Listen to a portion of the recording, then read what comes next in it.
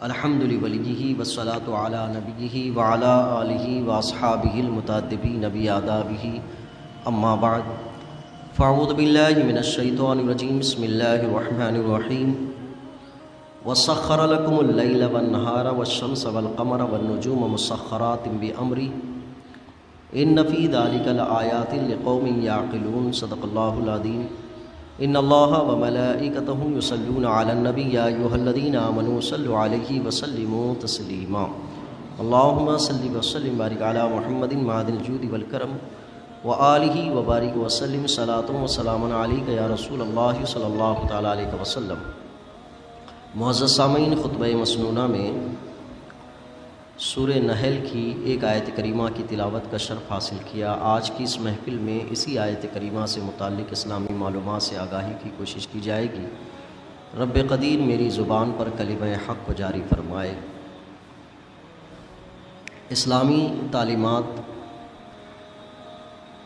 کے حوالے سے ہم بارہا سنتے ہیں کہ اسلام جس قرآن کا ذکر کرتا ہے وہ قرآن ساری کائنات کی معلومات کو جمع کیا ہوا ہے۔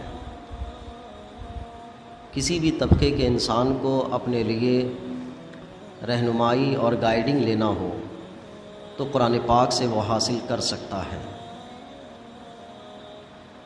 قرآن کی کئی خصوصیات ہم بارہا سنتے ہیں،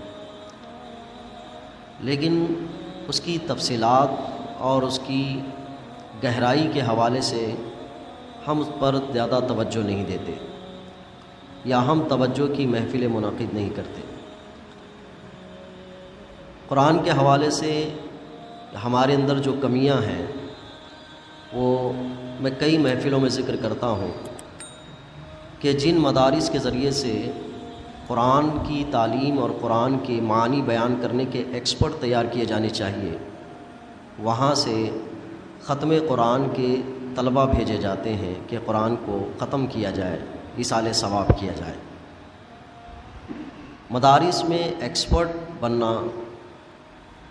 پوری دنیا میں کئی مدارس ہیں جہاں پہ اس کے لیے کوشش ہو رہی ہے، لیکن ملکی سطح پر ہمارے یہاں ہندوستان میں قرآن ریسرچ سینٹر جیسی کوئی ایسا تعلیمی ادارہ نہیں ہے کہ جہاں قرآن کے معنی اور مفہوم کو بیان کیا جا سکے۔ میں نے اس سے پہلے بھی ذکر کیا تھا کہ قرآن سے ہمارا تعلق بہت کمزور ہے، اور قرآن کو اگر سمجھانے کے لیے بھی میں بیٹھوں تو میں یہ دعویٰ نہیں کر سکتا کہ ہر آیت کے صحیح مفہوم کو تفسیروں سے مطالعہ کر کے بھی بیان کرتا ہوں، کیونکہ کچھ مضامین قرآن کے ایسے ہیں کہ اس کو پڑھنے کے لیے مجھے وہ علم پڑھنا پڑے گا۔ جیسے علم جغرافیہ ہے، مجھے کیا پتہ ہوگا جغرافیہ کیا ہوتا ہے؟ علم حیت ہے کہ آسمان اور زمین کی حقیقتوں کے بارے میں، اور قرآن نے اس پر بھی رہنمائی کی ہے۔ پھر اس کے بعد جانوروں کے متعلق ان کا بھی ایک اپنا علم ہے۔ جب میں اس آیت کریمہ کو پڑھتا ہوں تو سوچتا ہوں کہ اس آیت کو میں کیسے ایکسپلین کروں، کیسے سمجھاؤں۔ افلا ینظرون الی الابل کیف خلقت، کیا تم نہیں دیکھتے کہ ہم نے اونٹ کو کیسے پیدا کیا؟ قرآن نے اونٹ کی پیدائش کے ظاہری طور کو یہ نہیں کہا ہے کہ دیکھتے نہیں کیسے پیدا کیا، یہ تو ہر انسان جانتا ہے۔ قرآن نے کس چیز کی طرف رہنمائی کی ہے کہ یہ اس کو کیسے پیدا کیا۔ ہم اونٹ کی حقیقتوں کے بارے میں کیا جانتے ہیں؟ اچھا، اس عرب کی سرزمین پہ جہاں اونٹ سب سے زیادہ پائے جاتے ہیں، وہاں خطاب کرتے ہوئے اللہ نے فرمایا کہ افلا ینظرون الی الابل کیف خلقت، کہ آپ دیکھتے نہیں کہ اللہ نے اس کی تخلیق کیسے فرمائی، یعنی اس کو عجیب و غریب بنایا ہے۔ اب اس کی عجیب و غریب کی کہانیوں میں جانوروں کا علم میرے پاس نہ ہو، مختلف جانوروں سے میں جب تقابل نہ کراؤں اور اونٹ کی اچھائی اور خوبیوں کو نہ بیان کروں تو اس آیت کے مفہوم تک میں پہنچا ہی نہیں، ورنہ اس کی تلاوت ہوگی میں اس مفہوم تک نہیں پہنچ پاؤں۔ جیسے جو چیز مجھے معلوم ہے میں اس کی طرف یہ انداز سے گفتگو نہیں کر سکتا۔ آپ کو معلوم ہے کرسی کیا ہوتی ہے؟ تو آدمی کہے گا کہ سب کو پتہ ہے کرسی کیا ہوتی ہے، آپ کے بولنے کا کیا مطلب؟ کلام الہی ہے۔ جب بندے کو اس کے علم کی طرف لے جانا چاہتا ہے تو اس کا مطلب یہ ہے کہ وہ ایسی تخلیق کی طرف لے جانا چاہتا ہے، ایسے ذہن کی طرف لے جانا چاہتا ہے جس سے انسان معلوم نہیں رکھتا ہے۔ اب وہ کھل کر کون بیان کرے گا؟ اسی طرح سے قرآن پاک میں سائنسی تعلیمات ہیں، اور سائنسی تعلیمات کا خلاصہ یہ ہے کہ پورے نصاب میں عالم کے میں نے سائنس کی ایک چھوٹی سی کتاب پڑھی ہے، اس کے کچھ اصطلاحات مجھے یاد ہیں۔ اگر قرآن پاک میں سائنس کی معلومات آئی ہوں اور ان سائنسی معلومات کو مجھے تشریح کرنی ہو تو مجھے کم سے کم بیسک سے ہٹ کر بھی کچھ باتیں جاننی پڑے گی، تو میں قرآن کی جانتے ہوئے بھی ان آیتوں کی تفسیر اور ان کے معنی نہیں بیان کر سکتا۔ جب بھی ایسی بات آتی ہے تو ہمارے پاس ایک لفظ ہے کہ اللہ تبارک تعالیٰ 100 سال میں ایک مجدد کو پیدا فرماتا ہے جس پر علوم کے سمندر کو انڈیل دیتا ہے اور پھر ہم اس سے پیاس بجھاتے ہیں۔ ماضی قریب میں ایک 10-15 سال پہلے ایک ماہر علوم عقلیہ و نقلیہ تھے، انہوں نے کہا تھا کہ اعلیٰ حضرت علیہ رحمۃ الرضوان کی کتابوں کو پڑھ کر سمجھنے والے اب قریب قریب ختم ہوتے جا رہے ہیں، ان کی کتابیں بھی پڑھ کے سمجھا نہیں پائیں گے۔ اس میں انہوں نے علم جفر، علم تکثیر اور علم نجوم کا تذکرہ کیا تھا۔ اب ان باتوں کا تذکرہ کیا، اب اس اردو کو پڑھ کر سمجھانے والے لوگ بھی کم ہو گئے۔ تو ایک غلطی ہمارے مدارس سے متعلق جڑی ہوئی ہے کہ ہم قرآن فہمی کے لیے وہ اعلیٰ مدارس نہیں قائم کر پا رہے ہیں۔ مدارس کا تعلق ایک اچھے تعلیمی نظام سے ہوتا ہے، مدارس کا تعلق اچھے معلمین سے ہوتا ہے، عمارتیں تو تابع ہیں، تو ان چیزوں میں ہم کمزور ہیں۔ دوسرا یہ کہ آج علماء کا جو طبقہ ہے وہ اپنے آپ کو اس زاویے پہ تیار کرتا ہے کہ آپ کس معاملے میں اپروچ ہوتے ہیں، ان سے کیا پوچھنا چاہتے ہیں۔ اگر عوام اتنی باتیں پوچھتی ہیں کہ آپ کو یہ تو علماء بھی اتنے ہی تیار ہوتے ہیں۔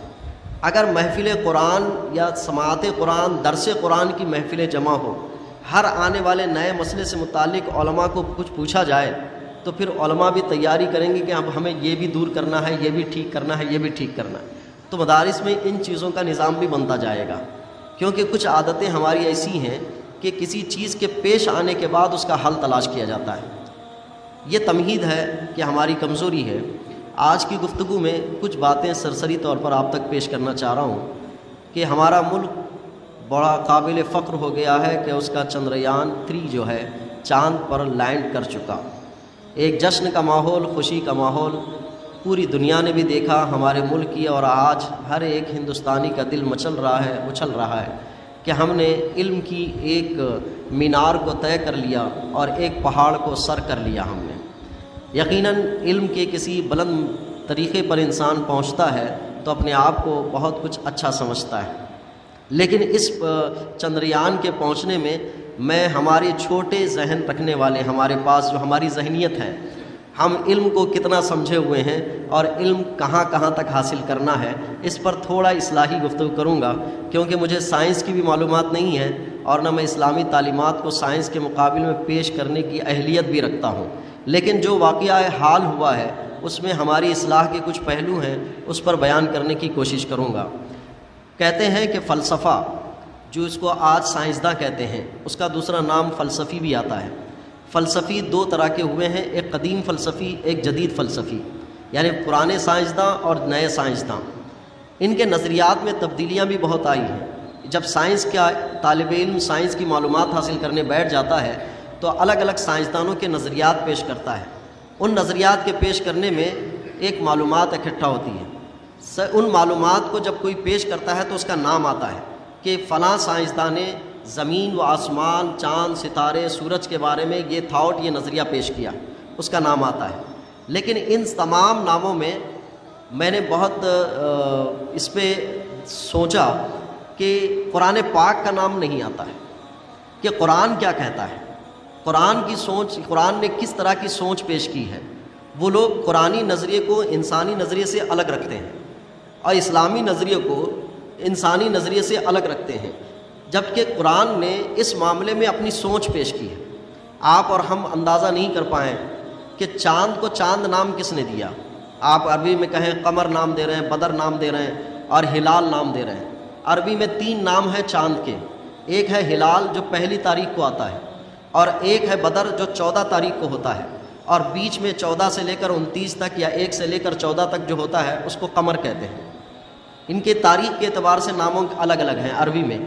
تو قمر یعنی چاند، ہلال، یہ رؤیت ہلال کمیٹی، پہلے چاند کو دیکھنے والی کمیٹی، تو رؤیت ہلال کمیٹی اسی نام سے آیا ہے۔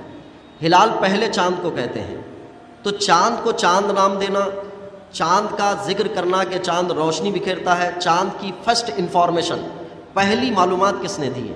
تو اس معاملے میں نجومیوں کا ایک طریقہ آتا ہے۔ حضرت آدم علیہ نبینا علیہ الصلوۃ والسلام کے بعد سے لے کر جتنے بھی لوگ آئے جن کے پاس علمی معیار تھا، وہ لفظ پڑھ گیا، اس لفظ کے پڑھنے کے بعد اس کی بعد کی معلومات کس نے پیش کی؟ چاند کی۔ تو اسلام میں چاند کا تذکرہ کئی جگہ آیا ہے، الگ الگ جگہ سے آیا ہے۔ آقا کریم صلی اللہ علیہ وسلم سے صحابہ کرام نے پوچھا کہ یا رسول اللہ صلی اللہ علیہ وسلم، پہلی تاریخ کو چاند بہت باریک آتا ہے، پھر بڑھتا رہتا ہے 14 کو مکمل ہوتا ہے، پھر کمزور ہوتا جاتا ہے یہاں تک کہ غائب ہو جاتا ہے، کیا حکمتیں اس میں پوشیدہ ہیں؟ قرآن پاک میں ذکر کیا گیا یسألونک عن الاہلہ قل ہی مواقیت للناس۔ حضور سے پوچھا گیا کہ یہ چاند کی اس کیفیت کا تذکرہ کیا ہے؟ حضور نے جب پوچھا گیا تو اللہ کے تبارک تعالیٰ نے ارشاد فرمایا ان سے کہو کہ چاند کے معاملے میں زیادہ معلومات نہ رکھے، بس اتنا اختیار کریں کہ یہ لوگوں کے لیے وقت معلوم کرنے کی چیز ہے، وقت معلوم کرنے کی۔ قرآن پاک میں ایک جگہ یہ کہا گیا ہے کہ چند پرانے اوقات معلوم کرنے کے لیے، کیونکہ پہلے تاریخ کا کیلنڈر نہیں ہوتا تھا، تاریخ کو چاند کی تاریخوں سے ہی جوڑا جاتا تھا کہ تاریخ یہ ہے، آج چاند اتنا نکلا تو یہ تاریخ ہے، آج چاند اتنا نکلا تو یہ تاریخ ہے۔ ان تاریخوں کو ویسے ہی کلیکٹ کیا جاتا تھا۔ تو اس وقت لوگوں کے ذہن کو جس وقت اسلام میں جس چیز کی زیادہ ضرورت تھی اس کی طرف پھیر دیا گیا، اور اوقات دن کے لیے چاند کے بارے میں بیان کیا گیا کہ چاند یہ اوقات کے لیے، وقت معلوم کرنے کے لیے۔ لیکن دوسری آیتوں میں اللہ تبارک تعالیٰ نے چاند اور سورج کے بارے میں ارشاد فرمایا۔ سورہ نحل کی آیت کریمہ وَسَخَّرَ لَكُمُ اللَّيْلَ وَالنَّهَارَ، اللہ تبارک تعالیٰ نے تمہارے فائدے کے لیے رات اور دن بنائے۔ سخر کا ایک معنی آتا ہے بنانا، اور سخر کا ایک معنی ہوتا ہے تمہارے قابو میں کرنا، تمہارے لیے مسخر کرنا، یعنی تمہارے دسترس میں لانا، تمہارے ہاتھ میں لانا، تمہاری قابلیت میں لانا۔ جیسے میں یہ کہوں کہ آپ یہ اس پوری بلڈنگ کو ایک انگلی میں اٹھا سکتے ہیں کہ نہیں اٹھا سکتے ہیں، تو آپ کہتے ہیں نہیں سکتے، سکتا کا لفظ لاتے ہیں کہ نہیں کر سکتے۔ اگر کوئی آپ کو آ کے کہے کہ میں ایک ایسی ٹیکنالوجی آپ کو بتاؤں گا کہ آپ اس کو ایک انگلی پہ اٹھا سکتے ہیں، تو آپ سکتے ہیں کا جب لفظ لائے تو اس کا اعتماد بڑھ جاتا ہے کہ فلاں آدمی نے اس پوری عمارت کو ایک انگلی پہ اٹھانے کی بات کہی، تو جو سکتے کا لفظ آتا ہے وہ ہمت بڑھاتا ہے۔ قرآن کی آیت کا اگر یہ ترجمہ اس انداز سے ہم کرتے ہیں کہ اللہ تبارک تعالیٰ نے زمین و یعنی رات اور دن کو تمہارے فائدے کے لیے بنایا، تو انسان اس سے صرف فائدہ حاصل کرے گا۔ اگر آیت کے ترجمے کو یوں کرتے ہیں کہ زمین یعنی رات اور دن کو تمہارے قابو میں بنایا کہ تم اس کو قابو کر سکتے ہو، اس کو اپنی طاقت میں اٹھا سکتے ہو، اگر یہ ترجمہ کرتے ہیں تو انسان کی جستجو لگ جاتی ہے کہ میں کس طرح سے اس کو قابو کر سکتا ہوں، کیسے اس پر کنٹرول کر سکتا ہوں۔ میں رات کی کنٹرولنگ میں تھوڑا سا دیکھتا ہوں، اپنے ذہن سے اس کو ایجاد میں نے بھی کر لی ہے کہ رات کو انسان نے کنٹرول کیا کہ نہیں کیا ہے۔ پہلے کی رات کی تاریکی کیسے ہوتی تھی؟ کہا پہلے کے رات میں تاریکی اجالا لانے کے لیے ایک ہی طریقہ تھا کہ چاند روشن ہو جائے تو ہی ہوتا تھا۔ دوسرا آگ جلاتے تھے، آگ سے تھوڑی سی روشنی بکھیرتے تھے، لیکن اس رات کو دن میں بدلنے کی طاقت انسان کے پاس نہیں تھی کہ رات کو دن میں کنورٹ کر دے، رات کے اندر ایسا ماحول بنا دے کہ دن کر دے اس کو۔ پھر اس کے بعد اب ٹیکنالوجیاں بڑھتی گئی، انسان مسخر کرتا گیا، تسخیر کرتے کرتے اس پوزیشن پہ آ گیا کہ اب نائٹ میں میچ ہوتے ہیں، دن کی طرح بندہ کھیلتا ہے کہ جس طرح سے دن میں ایک چھوٹی سی گیند کو دیکھ کر کھیلتا ہے، رات کی تاریکی میں گیند کو ایسے ہی کھیلتا ہے جیسے دن میں کھیلتا ہے۔ تو اس کو کہتے ہیں کہ دن کو رات میں داخل کر دینا اور رات کو دن میں داخل کر دینا۔ تو اتنی کنٹرولنگ تو آ گئی کہ ایک انسان کوشش کرے تو رات کو دن میں تبدیل کر سکتا ہے، یعنی دن جیسا ماحول بنا سکتا ہے۔ اس کو کہتے ہیں تھوڑا سا قابو کر لینا، کہ اس کو ہاتھ میں لے لینا، اب دن کو رات کر دینا اور رات کو دن کر دینا۔ آیت کا ایک مفہوم بنتا ہے سخر لکم اللیل والنہار، کہ تمہارے لیے ہم نے تمہارے فائدے کے لیے رات اور دن بنائے۔ پھر اس کے بعد قرآن نے ذکر کیا والشمس والقمر، سورج کو بھی تمہارے فائدے کے لیے بنایا اور چاند کو بھی تمہارے فائدے کے لیے بنایا۔ شاید یہ لفظ اگر ہم پڑھیں تو ایک فائدہ ہمیں سمجھ میں آتا ہے کہ چاند کے پہلا چاند آتا ہے تو ہم تاریخ طے کر لیتے ہیں، اور پہلے چاند پر کہیں تاریخ طے کرتے ہیں، کہیں لڑائیاں طے کر لیتے ہیں کہ چاند پہلا آیا تو اختلافات زیادہ پھیل گئے، تو پہلے ہی چاند سے ہماری لڑائیاں بھی شروع ہو گئی. تو پہلے چاند میں فائدہ حاصل کرتے ہیں، پھر چاند کی 14ویں سے بھی فائدہ حاصل کرتے ہیں، پھر اس کے بعد دوسرے فائدے بھی حاصل کرتے ہیں.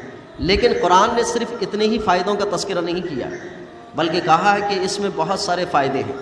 اس فائدے کا لفظ جن لوگوں نے سنا ہوگا، جن لوگوں نے پڑھا ہوگا، اسی پڑھنے اور سننے اور سمجھنے کے بعد چاند پہ پہنچنے کی جستجو پیدا ہوگی کہ چاند پہ پہنچا جا سکتا ہے، یا چاند پر ہم فائدہ حاصل کرنے کی چیز حاصل کر سکتے ہیں. جیسے میں نے پہلے مثال دی کہ پوری عمارت کو ایک انگلی پہ اٹھا سکتے ہو کہ نہیں سکتے ہو. جب ذہن یہ تھا کہ نہیں سکتے ہیں تو کسی نے کوشش بھی نہیں کی. اگر کوئی آ کے یہ بولو کہ سکتے ہو، اٹھا سکتے ہو، تو پھر آدمی کوشش میں لگ جاتا ہے کہ کیسے کر سکتے ہیں. تو قرآن نے کہا کہ چاند سے فائدہ اٹھا سکتے ہیں، سورج سے فائدہ اٹھا سکتے ہیں. سورج سے فائدہ اٹھایا جا رہا ہے، اس کی کرنوں کو ضبط کیا جا رہا ہے، اور اسی کی کرنوں سے دن کا اجالا بھی حاصل کیا جا رہا ہے، پھر سولار بنا کر رات کا اجالا بھی حاصل کیا جا رہا ہے، اس سے فائدہ حاصل کیا جا رہا ہے. اسی سے ایٹمی ہتھیار بنائے جا رہے ہیں، اسی کی کرنوں کو، اس کی گرماہٹ کو، اس کی حرارت کو گرفت کر کے اتنے بڑے ہتھیار بنائے جا رہے ہیں کہ زمین تہ و بالا ہو جائے. تو اس پر کنٹرولنگ کی جا رہی ہے، اس سے فائدہ حاصل کیا جا رہا ہے. دن سے فائدہ حاصل کیا جا رہا ہے، رات سے فائدہ حاصل کیا جا رہا ہے، پھر اس کے ساتھ ساتھ آپ کے سورج سے فائدہ حاصل کیا جا رہا ہے. چاند سے فائدہ کیا حاصل کرے، اس پر جستجو میں لگ گئے. اگر میں یہ کہوں کہ فرسٹ انفارمیشن اگر کسی چاند سے فائدہ حاصل کرنے کی کسی نے دی ہے تو وہ قرآن نے دی ہے. یہاں ہمارے پاس آتی ہے بات کہ چاند سے فائدہ حاصل کرتے ہیں. فرق یہ ہے کہ ہم نے میت کے انتقال کے وقت اس آیت کو پڑھ کے چھوڑ دیا اور ہمارے اسرو نے اس کا فائدہ اٹھایا. کہا یہ قرآن صرف پڑھنے کے لیے نہیں ہے، مردوں کو ایصال ثواب کرنے کے لیے نہیں، بلکہ اس نے کہا ہے کہ چاند سے فائدہ اٹھا سکتے ہیں، تو ہم کیا کر سکتے ہیں، وہ کشمکش لگ گئے. قریب 1971 میں امریکہ نے پہلی مرتبہ کوشش کی تھی کہ چاند پر پہنچے. اس وقت بڑے سوالات گشت کرنے لگے. کیا انسان چاند پہ پہنچ سکتا ہے کہ نہیں پہنچ سکتا ہے؟ ہر انسان کے پاس اپنی علمی معلومات کے مطابق کام ہوتا ہے. میں یہ سمجھتا ہوں کہ ہوا پوری کائنات میں ہے، لیکن جن لوگوں نے ہواؤں پر تحقیق کی ہے وہ کہتے ہیں کہ ایک مقام تک پہنچنے کے بعد ہوا موجود نہیں ہوتی ہے. تو ان لوگوں نے اس تحقیقات تک پہنچے. تو ہمیں یہ بات سمجھ میں آتی ہے کہ جتنا علم ہمارے پاس ہے ہم اتنی بات کرتے ہیں. اس معاملے میں 1971 میں چاند پر پہنچنے کی جب کہانیاں آئے تو اس ملک میں کئی سوالات گشت کرنے لگے. 3 طرح کے طبقے پائے گئے. بعض کا کہنا تھا کہ جب سائنسدانوں نے کہہ دیا ہے چاند پر انسان پہنچا ہے تو بالکل صحیح ہے. بعض نے کہا کہ انسان چاند پہ پہنچ ہی نہیں سکتا ہے، کیونکہ اس کے پہنچنے کے جو حقیقی طریقے ہیں اس میں انسان گھٹ کے مر جائے گا اور وہاں پہ نہیں پہنچ پائے گا. یہ صرف یہاں پر اعتراض نہیں کیا گیا ہے، فلسفی اور قدیم سائنسدانوں نے حضور کی معراج پر بھی اعتراض کیا ہے.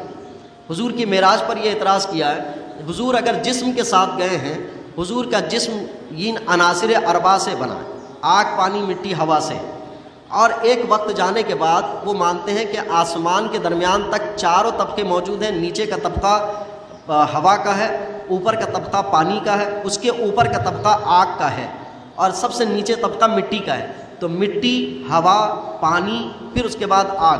اور کوئی انسان ادھر سے گزرے مٹی سے گزر سکتا ہے، پھر اس کے بعد ہوا سے بھی گزر سکتا ہے، پانی سے بھی گزر سکتا ہے، لیکن آگ سے گزرے گا تو جل جائے گا. اس لیے ان لوگوں نے کہا کہ حضور کو معراج جسمانی نہیں ہو سکتی ہے. انہوں نے اس بات کا قول کیا.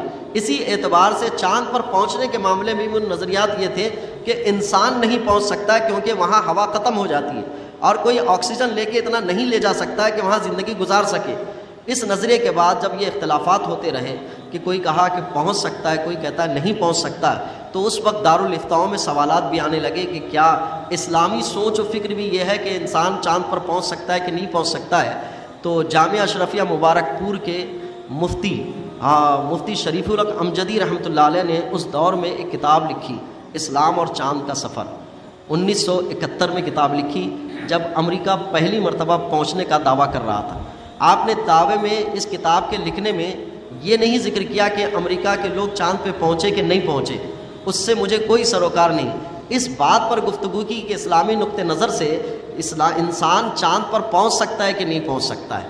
اس پر آپ نے کتاب لکھی اسلام اور چاند کا سفر، اور وہ اس کے ذریعے سے ان حقائق کو بیان کرنے میں لگ گئے کہ چاند کی جو تخلیق ہے، چاند کی جو پیمائش ہے، آسمان سے بہت نیچے ہے، آسمان بہت اوپر ہے، یہ قرآنی آیات اور احادیث مبارکہ کہتی ہیں۔ پھر ان پر محدثین اور مفسرین کی جو گفتگو ہے کہ چاند اور سورج وغیرہ کے حوالے سے ان تعلیمات کو پیش کر کر آپ نے یہ امکان ظاہر کیا کہ انسان چاند پر پہنچ سکتا ہے، یہ تخلیق آپ نے پیش کی۔ میں کہہ رہا تھا کہ جب بھی کوئی سائنسی تھیوری آتی ہے یا کوئی بھی دوسری چیز آتی ہے تو لوگ ایک دوسرے کے حوالے بہت ضرور دیتے ہیں، لیکن اسلام اس کے معاملے میں کیا کہتا ہے؟ اسلام کو ہم نے یونیورسل مذہب کہا ہے، یہ نہیں کہا ہے کہ زمینی مذہب ہے خالی۔ وہ پوری کائنات کا تصور پیش کرتا ہے، پوری کائنات کی حقیقت کو بیان کرتا ہے، وہ آسمان کے سیاروں کا تذکرہ کرتا ہے، آسمان کی حقیقت کا تذکرہ کرتا ہے، زمین کی حقیقت کا تذکرہ کرتا ہے، پانی، آگ، مٹی، ہوا، انسان اس کے مجمع سے ترتیب پاتا ہے، ان ساری حقیقتوں کے بارے میں اسلام بیان کرتا ہے۔ تو اس کے تھاٹ، اس کے نظریے کو، اس کی سوچ کو کیوں نہیں سمجھا جاتا؟ اس کی بات کیوں نہیں کی جاتی؟ ان لوگوں نے اسلام سے علیحدہ کر دیا اور ہم لوگوں نے تھوڑا سا یہ کیا کہ صرف اسلام کی بات کی۔ موجودہ دور میں جن لوگوں نے جو تحقیقات تک پہنچے ہیں ان تحقیقات کو بالکل علیحدہ کر دیا۔ اصل میں علماء کہتے ہیں کہ فلسفہ ہو یا سائنسداں ہو، جب بھی کوئی نظریات پیش کرتے ہیں تو ان کی تین صورتیں ہوتی ہیں کہ سائنسی نظریہ اسلامی نظریے کے سخت خلاف ہو، سائنسی نظریہ اسلامی نظریے کے بالکل موافق ہو، سائنسی نظریہ اسلامی نظریے کے نہ موافق ہے نہ مخالف ہے۔ یہ تین طریقے کی چیزیں ہو سکتی ہیں، اور اسلام کی تعلیمات کو بھی اسی زاویے سے ہمیں پڑھایا بھی جاتا ہے۔ فلسفہ پڑھایا جاتا ہے، منطق پڑھائی جاتی ہے، پرانی حکمت پڑھائی جاتی ہے، علم حیت پڑھائی جاتی ہے۔ یہ پڑھانے کے بعد یہی تصور دیا جاتا ہے کہ اسلامی نظریہ کیا ہے۔ اس چاند کے حوالے سے یہ پہنچنے کا تصور شارح بخاری مفتی شریف الحق امدجی رحمۃ اللہ علیہ نے کتاب لکھی اور اسلامی نقطہ نظر کو بیان کیا۔ اب اس میں ہمارے لیے پہل کی اور سمجھ کی، سوچ کی کیا ہونی چاہیے؟ آپ اندازہ کریں کہ جب ہندوستان کے اسرو نے کوشش کی تو پہلی دفعہ میں ہی یہ لینڈنگ نہیں کیا، بلکہ کئی دفعہ کوشش کرنے کے بعد اس مرحلے میں 23 تاریخ کو اس کا مرحلہ پورا ہوا اور وہ جو وکرم تھا وہ جا کے لینڈ ہوا۔ اس کی کامیابی پر بہت خوش تھے۔ سب سے زیادہ کون خوش تھا؟ سب سے زیادہ وہ خوش تھا جو اس سے پہلے ناکام ہوا تھا، وہ زیادہ خوش تھا۔ اس لیے نہیں کہ جو کامیاب تھا وہ خوش تھا۔ اس پہلی مرتبہ جب بھیجا ناکام ہوا، دوسری مرتبہ بھیجا ناکام ہوا، اب جب کامیاب ہوا تو سب سے زیادہ خوشی اس کی تھی۔ اس پہلو میں ہماری اور آپ کی ذہنیت کا ایک جائزہ لینا چاہتا ہوں۔ ہمارے ہاں 3-4 طرح کے طبقے کے لوگ ہیں۔ ایک مذہبی آدمی ہے، ایک استاد ہے، ایک ماں باپ ہے، ایک سماجی کارکن ہے۔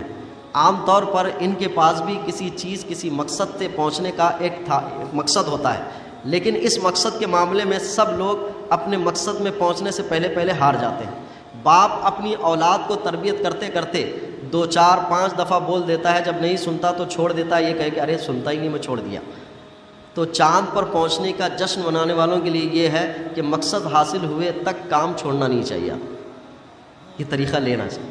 استاد کلاس میں، آج میں معلمین سے بڑی معذرت کے ساتھ گزارش کرتا ہوں کہ معلمین کسی بھی بچے کو تعلیم اور تربیت کرنے میں 2-4 مرتبہ بول دیتے ہیں، جب وہ نہیں سنتا تو چھوڑ دیتے ہیں، تو وہ بچہ کبھی بھی اعلیٰ پیمانے کا تعلیم یافتہ نہیں بن پائے گا۔ اس لیے کہ جب استاد بولنا چھوڑ دیا تو پھر کون مزید نیا آ کے بولے گا؟ ختم ہے، کوئی بات نہیں۔ اس بچے کی ذہنی ڈیولپمنٹ کبھی نہیں ہو پائے جب استاد نے بولنا چھوڑ دیا۔ اگر چاند پہ پہنچنے کی کہانی کا جشن منا رہے ہیں تو انہیں ان اسرو سے یہ سبق بھی لینی چاہیے کہ مقصد حاصل ہونے تک آدمی کو پیچھے نہیں ہٹنا چاہیے۔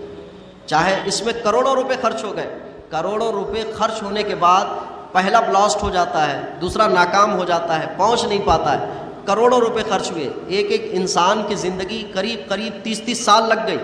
30 سال لگنے کے بعد اس نے نتیجہ حاصل کیا۔ کیا انسان کی تعمیر میں ایک 10 کلاس تک پڑھ لینے سے انسان کی تعمیر ہو جائے گی؟ 10ویں کلاس بچہ پڑھ لیا تو تعمیر ہو گیا بندہ؟ 10ویں تک بچے کو سمجھایا ماں باپ نے، نہیں سونا، چھوڑ دیا۔ تو یہ کبھی بھی اپنی اولاد کو اونچائی تک نہیں پہنچا سکتے جن لوگوں نے بھی اپنے بچوں کو اونچائی تک پہنچانے کا مقصد نہیں رکھا ہے سامنے۔ تو ایک استاد، مذہبی آدمی جب کسی مسجد میں، کسی جلسے میں لوگوں کی، قوم کی اصلاح کرتے رہتے ہیں، اور جب قوم نہیں سنتی رہتی ہے تو کہتے ہیں چھوڑ دیا میں نے بولنا، اب تو کچھ ہوتا ہی نہیں ہے۔ اگر آپ چھوڑ دیں گے تو پھر بولنے والا کون آئے گا؟ مقصد کے حصول تک یہ چھوڑا نہیں جاتا۔ اسی طرح سوشل ایکٹیویٹیز کرنے والے سیاسی آدمی اگر وہ ملک کی ترقی کے لیے اچھی پالیسیز کو لا کر لاگو کرنے کی جستجو کو چھوڑ دیں گے تو پھر کون لائے گا، کون کرے گا آگے؟ ایک پہلو یہ ہے۔ دوسرا پہلو یہ ہے کہ انسان کو سیکھنے کی جو چیز ہوتی ہے وہ یونیک ہونی چاہیے، الگ الگ ہونی چاہیے۔ جو چیز سب سیکھ رہے ہیں میں اس سے آگے بڑھوں، اس سے ہٹ کے سیکھوں۔ ہمارے اور دوسرے ملکوں کے چاند پہ پہنچنے میں تھوڑا فرق یہ ہے کہ ہمارے ملک کے لوگ چاند کے جنوبی حصے میں پہنچے ہیں اور اس سے پہلے جو لوگ پہنچے ہیں وہ دوسرے حصے میں پہنچے۔ تو ہماری خصوصیت یہ ہے کہ ہم چاند کے جنوبی حصے میں پہنچے جو اب تک کوئی نہیں پہنچا۔ تو یہ ایک یونیک ہے۔ اس یونیک کے اعتبار سے ہمارے بچے جو تعلیم حاصل کر رہے ہیں، ہم نے کبھی یہ محسوس یا اعتبار کرنے کی کوشش نہیں کہ میرا بچہ یونیک کیا سیکھ رہا ہے۔ سارے سب سیکھ رہے ہیں تو میرا بچہ کیا سیکھ رہا ہے۔ میں نے اس کے چندریان کی چیزوں میں سے اپنے اندر کیفیت لینے کی، ناکام ہونے کے بعد کامیابی کی جستجو لگانا، یہ اس ٹیم کا حصہ ہے۔ اور ہمارے پاس ناکام ہونے کا تصور بالکل نہیں ہے، ہم ناکام کبھی ہونا نہیں چاہتے۔ کسی بھی محفل میں چاہے وہ پہلی مرتبہ کر رہے ہوں یا بار بار کر رہے ہوں، اگر 1 سے 2 مرتبہ کر دیا ناکام ہو گیا تو ہم نے کہتے ہیں چھوڑ دو اس کو، کیا اب ناکامی کا منہ ہم نے دیکھ لیا ہے۔ تو کوئی تو ناکامی کا نام لینے سے ڈر جاتا ہے کہ اگر جاؤں گا تو ناکام ہو جاؤں گا، پیچھے ہٹ جاتا ہے۔ ناکامی ہمیشہ انسان کے حصے میں نہیں ہوتی ہے، ناکامی کے بعد کامیابی کا ایک راستہ کھلتا ہے، چاہے آپ کھولیں یا آپ کے بعد آنے والی نسلیں کھولیں، لیکن ایک منزل تک لے جا کر چھوڑنا یہ اصل کامیابی کہلاتی ہے۔ ہمارے ذہنوں میں یہ بھی قریب قریب ختم ہے۔ ہم چاہتے ہیں کہ ہمارا بچہ ایک کلاس میں فیل ہوا تو فیل مت بولو، اس کو پاس کرو، آگے بڑھاؤ۔ اگر فیل ہوا ہے وہیں بیٹھ کے پھر دوبارہ پڑھے گا تو وہ کامیابی کو آسانی سے چھو سکتا ہے۔ ناکام لوگوں کو آگے بڑھا کے پیش کریں گے تو کبھی بھی بچہ کامیاب نہیں ہو سکتا ہے۔ یہ درس ہے، یہ ایک سبق ہے انسان کو کسی بھی اعلیٰ درجے پہ پہنچنے کے، لیکن وہ چیز ہمارے پاس نہیں ہے۔ ہمارے پاس آسان چیز یہ ہے کہ کسی اچھی لیڈر کے ساتھ اپنی فوٹو لگا دینا، لیڈرشپ کی کوالٹی نہیں پیدا کرنا، کسی اچھے عالم یا مقرر کے ساتھ اپنی ویڈیو بنا لینا اور اس کی باتوں پر عمل نہ کرنا۔ اسی طرح سے آپ کے پاس اچھی سیلفی کھینچ لینا، اچھے دکھنے کی عادت بنانا، لیکن اچھے بننے کی کوشش کی طرف نہیں آنا۔ یہ جو چیزیں ہیں ہماری ترقی میں رکاوٹ کا سبب ہے، ہمارے کو ڈیولپ کرنے کے رکاوٹ کا سبب ہے، ہمارے اندر اچھائی پیدا کرنے کے رکاوٹ کا سبب ہے۔ اور جس کے لیے ہم جشن منا رہے ہیں، بس دوسروں کی کہانی کے جشن ہے اور اپنی کہانی کیا ہے، برتھ ڈے کے کیک کاٹ لیتے بیٹھے ہوئے ہیں کہ میں پیدا ہو گیا، یہی بہت بڑی کامیابی ہے میری، کہ میں پیدا ہو کے کیک کاٹوں گا اور یہی میری کامیابی۔ اور دوسرا کامیاب ہو رہا ہے، اس کے جشن ہم منائیں گے، اپنے اسٹیٹس پہ رکھیں گے۔ میں بڑے معذرت کے ساتھ کہہ رہا ہوں، اس پوری چندریان ٹیم میں قوم مسلم کے افراد نمک برابر ہیں، نمک برابر۔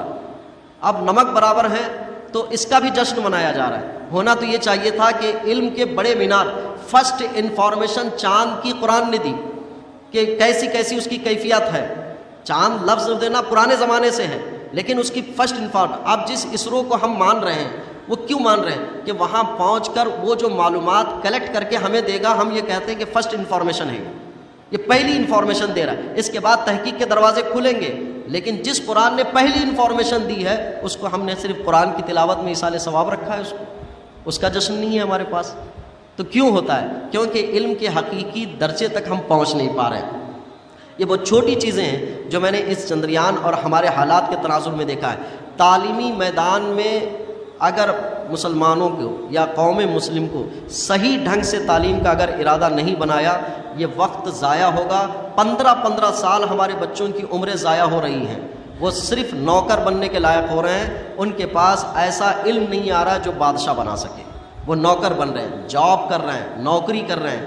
وہ اگر بہت بڑی انجینئر، آرکیٹیکٹ، فلاں یہ وہ بن رہے ہیں تو بھی نوکر ہی بن رہے ہیں۔ وہ ایسے نہیں بن رہے ہیں کہ علم کی بنیاد پر ان کے ذریعے سے وہ ایک بادشاہ بن سکیں۔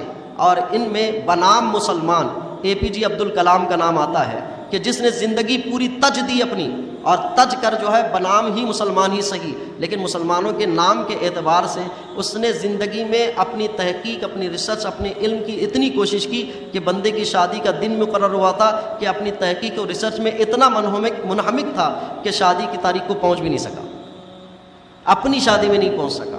جب نہیں پہنچ سکا تو شادی پھر گھر والوں نے ایک دو مرتبہ کوشش کر کے دیکھ لیا کہ یہ پڑھائی لکھائی میں اتنا مگن ہے اور شادی کے پاس شادی کرنے کے لیے اس کے پاس ٹائم نہیں ہے. اور ہماری زندگی یہ ہے کہ پورے کام شادی پہ لا کے رکھ دیتے ہیں کہ کیا کرنا ہے, کمانا کیوں ہے, شادی کرنے کے لیے.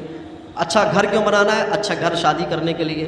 ہم پورا شادی کے لیے. اور وہ بندہ شادی چھوڑ کر کام پہ لگ گیا تو آج اس کے نام کو بنام ہی مسلمان صحیح ایک لگا کے ہم بیٹھے ہوئے ہیں کہ اس نے کچھ کیا ہوا ہے. میں کبھی غور کرتا ہوں نہ ہم دین میں پورے کامل ہو پا رہے ہیں نہ دنیا میں پورے کامل ہو پا رہے ہیں. اور سب کے ذہن میں یہ ہے کہ میں اعلیٰ ہوں, میری سوچ اعلیٰ, میری کوالٹی اعلیٰ, میری رہائش اعلیٰ, میری سہولت اعلیٰ. سب کچھ اعلیٰ رکھنے کے بعد یہ کپڑے دھونے کا اعلیٰ بن گیا ہے, اعلیٰ تو نہیں بن پایا. یہ ہماری ایک حقیقت ہے, ایک ہماری ایک کیفیت ہے, ہمارے حالات ہیں. تعلیم کے میدان میں آنا چاہیے اور تعلیم کے میدان میں آ کر مقصد اگر بچوں کا طے نہیں کیے تو میں یہ لکھ کے دے رہا ہوں کہ اگر ہم اپنے بچوں کا ہم نے مقصد طے نہیں کیا تو سیدھی کہانی ہماری یہ ہے کہ کاروبار والا آدمی ہے تو اس کے بچے پھر کاروبار پہ آ کے بیٹھ جائیں گے. اگر کوئی دوسرے شعبے کا کام کرنے والا ہے وہ اسی پہ آ کے بیٹھ جائے گا. بچوں کے مقصد اگر طے نہیں کیے کہ آپ کو بننا کیا ہے, آپ کو آگے بڑھ کے چڑھ کے کرنا کیا ہے. ایک تعلیمی میدان کو دوسرے غیروں نے ہمارے لیے بند کیا ہے اور دوسرا یہ ہے کہ ہم نے خود بھی اپنے لیے اعلیٰ تعلیم کے دروازے خود بند کر کے بیٹھے ہوئے. بہانے ہیں, مجبوریاں ہیں, پریشانیاں ظاہر کرتے ہیں اور پتہ نہیں کوئی بھی کامیابی کے جھنڈے بغیر پریشانی کے کیسے حل کرے گا, کہاں سے ترکیب آتی ہے میں نہیں مانتا. اللہ کے رسول صلی اللہ علیہ وسلم نے چاند کا تذکرہ فرمایا, چاند کے متعلق ارشاد فرمایا تھا کہ یہ اوقات ہیں, روزہ اس کو دیکھ کر شروع کرو, روزہ اس کو دیکھ کر ختم کرو. اور چاند کے متعلق تو وہ مشہور بات ہمارے اسلامی تاریخ میں ہے کہ جو چاند کا شق قمر کا معجزہ ہے کہ اللہ کے رسول صلی اللہ علیہ وسلم نے چاند کو 2 ٹکڑے فرمایا تھا.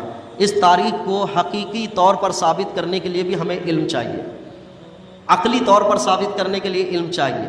اگر میں مذہبی اسٹیج سے صرف یہ بات کہوں کہ جس چاند پہ آج انسان پہنچ کر بڑا فخر کر رہا ہے وہ میرے حضور کی انگلیوں کے اشارے سے اپنے وجود کو توڑ دیتا تھا, تو اگر میں یہ بیان کروں تو میرے حلقے میں شاید اطمینان ہو جائے کیونکہ ہم حضور سے اٹوٹ محبت کرتے ہیں. لیکن جو لوگ محبت نہیں کرتے ان کو اگر سمجھانا ہو تو مجھے علم چاہیے, مجھے وہ اعلیٰ کوالٹی چاہیے کہ میں ان کو سمجھا سکوں اور یہ کہہ سکوں کہ جس چاند پہ پہنچنے کی بات ہو میں اس نبی کا کلمہ پڑھتا ہوں جس کے انگلی کے اشارے سے چاند 2 ٹکڑے ہو جاتے ہیں. لیکن اس کے ساتھ ساتھ میں دنیا کو فتح کرنے کی بھی بات کرتا ہوں. اپنی سوچ و فکر کو وسعت دیں.